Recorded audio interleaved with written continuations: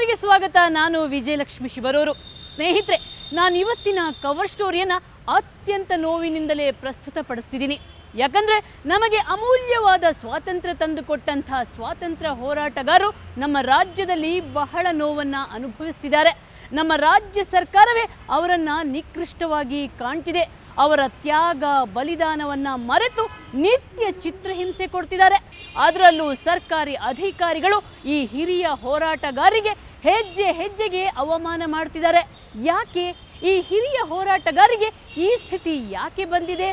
ಇವರಿಗೆ ನಮ್ಮ ಸರ್ಕಾರ ಮಾಡ್ತಿರುವಂಥ ಅವಮಾನ ಮತ್ತು ಇವರ ಹೆಸರಲ್ಲಿ ನಡೀತಿರುವ ಹಗರಣಗಳೇನು ಅನ್ನೋದರ ಸಂಪೂರ್ಣ ವಿವರ ಕೊಡ್ತೀನಿ ಇವತ್ತಿನ ಕವರ್ ಸ್ಟೋರಿಯಲ್ಲಿ. ಒಂದು ಈ ಕಡೆಯಿಂದ ಟೌನ್ ಹಾಲ್ ಕಡೆಯಿಂದ ಒಂದು ಮೆರವಣಿಗೆ ಬಂತು, ಗುಮ್ಚಿ ಸ್ಕ್ವೇರಿಂದ ಇನ್ನೊಂದು ಮೆರವಣಿಗೆ ಬಂತು. ಆ ಗುಮ್ಚಿ ಸ್ಕ್ವೇರಿಂದ ಬಂದ ಮೆರವಣಿಗೆಯನ್ನು ಆ ಸಮಯದಲ್ಲಿ 9 ಜನಕ್ಕೆ ಅರೆಸ್ಟ್ ಆಗುತ್ತೆ. ಇವರು ಈ ರೀತಿ ಸ್ವಾತಂತ್ರ್ಯ ಸಂಗ್ರಾಮದ ರೋಚಕ ಕಥೆಗಳನ್ನು, ಮೆಲುಕು ಸಾಹಸ ಗಾಥೆಗಳನ್ನು ಹೇಳುತ್ತಾ ನವ ಪೀಳಿಗೆಯಲ್ಲಿ ರೋಮಾಂಚನ ಉಂಟು ಮಾಡಬೇಕಿತ್ತು. 42ನೇ ಇಸ್ವಿಯಲ್ಲಿ ಭಾರತ ಬಿಟ್ಟು ತೊಲಗಿ ಅನ್ನೋ ಚಳುವಳಿ ಒಳಗೆ ಭಾಗವಹಿಸಿ VS ಕೃಷ್ಣಯ್ಯ ಜೊತೆ ಒಳಗೆ ನಮ್ಮನ್ನು ದಸ್ತಗಿರಿ ಮಾಡಿದರು. ಸೆಂಟ್ರಲ್ ಜೈಲಿನಲ್ಲಿ ಇಟ್ಟರು. ನೀವು ಕ್ಷಮಾಪಣೆ ಅರ್ಜಿ ಕೊಡಿ, ನಿಮ್ಮನ್ನು ಬಿಡುಗಡೆ ಮಾಡ್ತೀವಿ ಎಂದರು. ಇಲ್ಲ, ನಾನು ಕೊಡೋಲ್ಲ ಅಂದೆ. ನಾನೇನು ಕದ್ದು ಕಳ್ತನ ಮಾಡಿ ಡಕಾಯಿತಿ ಮಾಡಿ ನಾನೇನು ಜೈಲಿಗೆ ಬಂದಿಲ್ಲ. ದೇಶಕ್ಕೆ ಸ್ವಾತಂತ್ರ್ಯ ಸಂಪಾದನೆ ಮಾಡೋದಕ್ಕೋಸ್ಕರ ಹೋರಾಡಿ ನಾನು ಜೈಲಿಗೆ ಬಂದಿದ್ದೀನಿ, ಬರ್ಕೊಡಲ್ಲ ಅಂದೆ. ಇವರು ಕಿರಿಯರಿಗೆ ಜೀವನ ಸತ್ಯ ತತ್ವಾದರ್ಶಗಳನ್ನು ಬೋಧಿಸುತ್ತಾ ತಮ್ಮ ಜೀವನದ ಕೊನೆ ದಿನಗಳನ್ನು ಆನಂದವಾಗಿ ಕಳೆಯಬೇಕಿತ್ತು. ಆದರೆ ಅಂಥ ಭಾಗ್ಯ ನಮ್ಮ ರಾಜ್ಯದ ಸ್ವಾತಂತ್ರ್ಯ ಹೋರಾಟಗಾರರಿಗಿಲ್ಲ. ಇವರು ಇಂದು ಕಣ್ಣೀರಲ್ಲಿ ಕೈ ತೊಳಿತಿದ್ದಾರೆ. ಇವರ ಕಣ್ಣೀರಿಗೆ ಕಾರಣವಾದರೂ ಏನು? ಈ ಇಳಿ ವಯಸ್ಸಲ್ಲೂ ಇವರು ಯಾಕೆ ಈ ರೀತಿ ನಿತ್ಯ ಸರ್ಕಾರಿ ಕಚೇರಿಗಳಿಗೆ ಸುತ್ತಾಡುತ್ತಿದ್ದಾರೆ? ಇದನ್ನೆಲ್ಲ ತಿಳಿಯಲು ಸುವರ್ಣ ನ್ಯೂಸ್ನ ಕವರ್ ಸ್ಟೋರಿ ತಂಡ ನೊಂದ ನೈಜ ಸ್ವಾತಂತ್ರ್ಯ ಹೋರಾಟಗಾರರು ಹಾಗೂ ಅವರ ಕುಟುಂಬದವರನ್ನ ಭೇಟಿ ಮಾಡಿತು.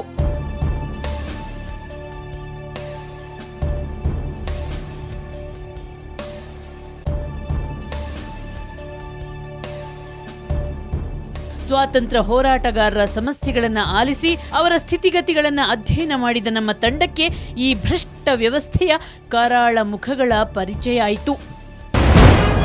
ಸರ್ಕಾರಿ ಸಂಸ್ಥೆಗಳಿಂದಲೇ ವಂಚನೆ. ದೇಶಕ್ಕಾಗಿ ತಮ್ಮದೆಲ್ಲವನ್ನ ತ್ಯಾಗ ಮಾಡಿದ್ದ ಸ್ವತಂತ್ರ ಸೇನಾನಿಗಳಿಗೆ ಸರ್ಕಾರಿ ಸಂಸ್ಥೆಗಳೇ ವಂಚಿಸುತ್ತಿವೆ.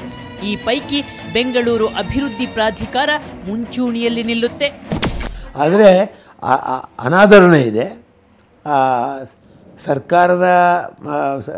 ಸರ್ಕಾರದಲ್ಲಿ ಬದ್ಧತೆ ಇಲ್ಲದೆ ಇರ್ತಕ್ಕದ್ದು ಮತ್ತು BDA ಇದೆಯಲ್ಲ, ಅವರು ಅನಾದರಣೆ ಮಾಡಿದ್ದಾರೆ. 24 ಜನಕ್ಕೆ ಕೊಟ್ಟ ಮೇಲೆ ಅದರ ಲಾಜಿಕಲ್ಲಾಗಿ ಅವರು ಮಿಕ್ಕ ಜನಗಳನ್ನು ಕರೆದು ಅದನ್ನು ಕೊಡಬೇಕಾಗಿದೆ, ಅವ್ರ ಕರ್ತವ್ಯವಾಗಿತ್ತು ಅಂತ ನಾನು ಭಾವಿಸ್ತೀನಿ.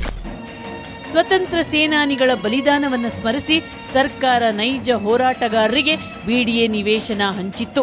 ಆದರೆ ಆ ಹಂಚಿಕೆ ಇವತ್ತು ಬರೀ ಕಾಗದದಲ್ಲಿ ಮಾತ್ರ ಉಳಿದಿದೆ. ಅಯ್ಯೋ, ನೀವು ಸ್ವತಂತ್ರ ಹೋರಾಟ ಕೊಡ್ತಿದ್ವಿ, ನಾವು ಇಲ್ಲಿ ಹೀಗಿರೋದು ಅಧಿಕಾರದಲ್ಲಿ ನಿಮ್ಮಿಂದ ಅಂತ ಹೇಳ್ತಾರೆ. ಅದು ದೊಡ್ಡ ಮಾತು, ನಿಜ.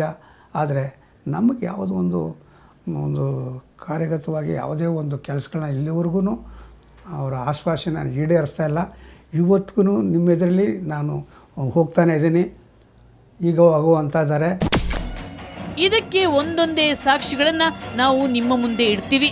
ಅವರ ಕರುಣಾಜನಕ ಕಥೆಗಳು ಹಾಗೂ ಅವರಿಗೆ BDA ಅಧಿಕಾರಿಗಳು ನೀಡುತ್ತಿರುವ ಚಿತ್ರಹಿಂಸೆಯನ್ನ ನೀವೇ ಕೇಳಿ. ಇವರ ಹೆಸರು ಕೆ. ರಾಮಚಂದ್ರ, ಊರು ಕನಕಪುರ, ವಯಸ್ಸು 87. ಇವರು ಅಂದು ಕ್ವಿಟ್ ಇಂಡಿಯಾ, ಮೈಸೂರು ಚಳವಳಿಯಂಥ ಅನೇಕ ಹೋರಾಟಗಳಲ್ಲಿ ಭಾಗವಹಿಸಿ ಜೈಲು ಸೇರಿದ್ರು. ಸ್ವಾತಂತ್ರ್ಯ ಹೋರಾಟದಲ್ಲಿ ಒಂದು ಕಣ್ಣನ್ನೂ ಕಳೆದುಕೊಂಡಿದ್ದಾರೆ. ದೇಶಕ್ಕಾಗಿ ಎಲ್ಲವನ್ನ ತ್ಯಾಗ ಮಾಡಿದ್ದ ಇವರು ಈಗ ಪುಟ್ಟ ಬಾಡಿಗೆ ಮನೆಯೊಂದರಲ್ಲಿ ಸಂಕಷ್ಟದಿಂದ ವಾಸಿಸುತ್ತಿದ್ದಾರೆ. ಇವರ ಬಲಿದಾನ ಸ್ಮರಿಸಿ ಸರ್ಕಾರ 2007ರಲ್ಲಿ BDA ಸೈಟ್ ಒಂದನ್ನ ಹಂಚಿಕೆ ಮಾಡಿತ್ತು. ಆದರೆ ಆ ಸೈಟ್ ಕತೆ ಏನಾಯಿತು ಅನ್ನೋದನ್ನ ನೀವೇ ಕೇಳಿ. 2,57,000 ರೂಪಾಯಿ ಕಟ್ಟಿ ನೀವು ರಿಜಿಸ್ಟರ್ ಮಾಡಿಸ್ಕೋಬೇಕು ಅಂದರು.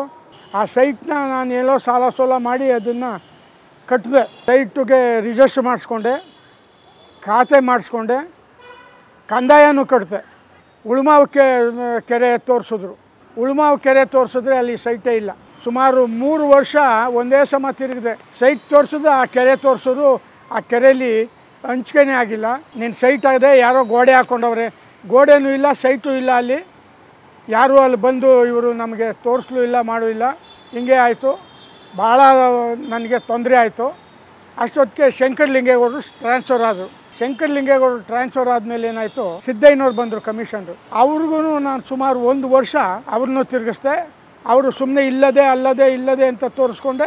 ಆಮೇಲೆ ಅಷ್ಟೆಲ್ಲ 1 ವರ್ಷ ಆದಮೇಲೆ ಅಲ್ಲಿಗಿಂದ ಅವರು ಟ್ರಾನ್ಸ್ಫರ್ ಆಗೋದ್ರು. ಟ್ರಾನ್ಸ್ಫರ್ ಆದಮೇಲೆ ಭರತ್ಲಾಲ್ ಮೀನಾ ಬಂದರು. ಭರತ್ಲಾಲ್ ಮೀನಾ ಬಂದಾಗ ಅವ್ರಿಗೆ ಎಲ್ಲ ಹೇಳ್ಕೊಂಡೆ. ಅವರು ನನ್ನ ಕಷ್ಟನ ತಿಳ್ಕೊಂಡು ಒಬ್ಬ ಸೂಪರ್ಡೆಂಟ್ ಇಂಜಿನಿಯರ್ನ ಕರೆಸಿ, ನೋಡಪ್ಪ ಈತನಿಗೆ ಎಲ್ಲಾದರೂ ಒಂದು ಸೈಟು, ಒಳ್ಳೆ ಸೈಟು ವ್ಯವಸ್ಥೆ ಮಾಡು, ಇವನಿಗೆ ಭಾಳ ಅನ್ಯಾಯ ಆಗದೆ ಅಂತ ಹೇಳಿದ್ರು. ಆಗ ಅವರು 696 ಸೈಟ್ನ ತೋರಿಸಿದ್ರೆ ಅದು ನನಗೆ ಅಲಾಟು ಆಯಿತು. ಆಗ ನಾನು ಆ ಸೈಟ್ ತೋರಿಸಿ ಅಳತೆ ಮಾಡಿಸ್ಕೊಡ್ರಿ ಅಂತ ಅಂದಾಗ ಅಲ್ಲಿಂದ ರಿಪೋರ್ಟು ಇಲ್ಲಿ ಹಂಚಿಕೆನೇ ಆಗಲಿಲ್ಲ ಅಂತ ಬಂತು. ನಾನು ತಿರ್ಗಾ ಭರತ್ಲಾಲ್ ಮೀನಾ ಅವ್ರ ಹತ್ರ ಹೋಗಿ ಹಿಂಗೆ ಹೇಳಿದೆ, ಆಯ್ತಪ್ಪ ಇರು, ಇನ್ನು 2 ದಿವಸ ನನಗೆ ಅವಕಾಶ ಕೊಡು ಅಂದರು. BTM ಲೇಔಟ್ನಲ್ಲಿ 4ನೇ ಹಂತ, 4ನೇ ಪ್ಲೇಸು 2ನೇ ಹಂತ 39ನೇ ಸೈಟ್ನ ನನಗೆ ಅವರು ಅಲಾಟ್ ಮಾಡಿದ್ರು.